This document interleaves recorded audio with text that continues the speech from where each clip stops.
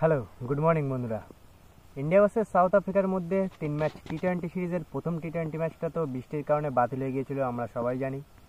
দ্বিতীয় টি-20 ম্যাচে ভারত 180 রান করেও, এত ভালো ব্যাটিং করেও ভারত ম্যাচটা হেরে যায়, সাউথ আফ্রিকা ম্যাচটা জিতে যায়।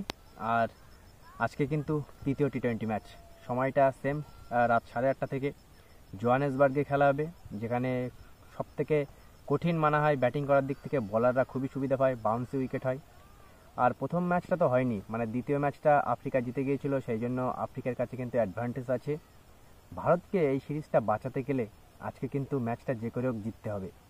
মানে দ্বিতীয় টি-20 ম্যাচটা তো একটা জেতা ম্যাচ, বাজে ফাস্ট বোলিংয়ের কারণে আমরা হেরে গিয়েছিলাম। আর একের পর এক বাজে বোলিংয়ের কারণেই কিন্তু আমরা ম্যাচ হেরে যাচ্ছি। অস্ট্রেলিয়ার সাথে আমাদের ঘরের মাঠে যে 5 ম্যাচ টি-20 সিরিজে আমরা একটা ম্যাচ হেরেছিলাম, সেটাও কিন্তু বাজে বোলিংয়ের কারণেই।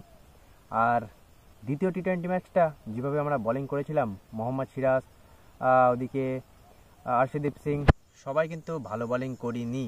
সুতরাং আশা এটাই করবো যে আজকে অন্তত না হোক ভালো বোলিং করে।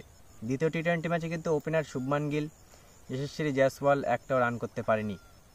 আমরা ওদিকে দেখেছিলাম যে প্লেইং 11-এ রবি বিষ্ণুর সাথে কী বেইমানিটা করলো ম্যানেজমেন্ট। মানে যে রবি বিষ্ণুই এত ভালো বোলিং করলো অস্ট্রেলিয়ার সিরিজে, সেই রবি বিষ্ণুইকে কিন্তু সুযোগ দিল না।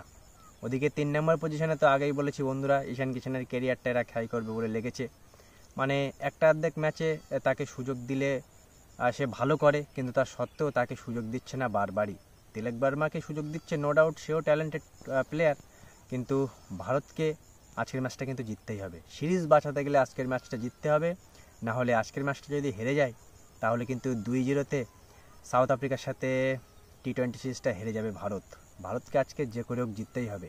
ব্যাটিং বোলিং দুটোই কিন্তু ভালো করতে হবে আজকের ম্যাচটা জিততে গেলে। একটু কঠিন হবে, কিন্তু ভালোভাবে খেললে অবশ্যই ভালো হবে।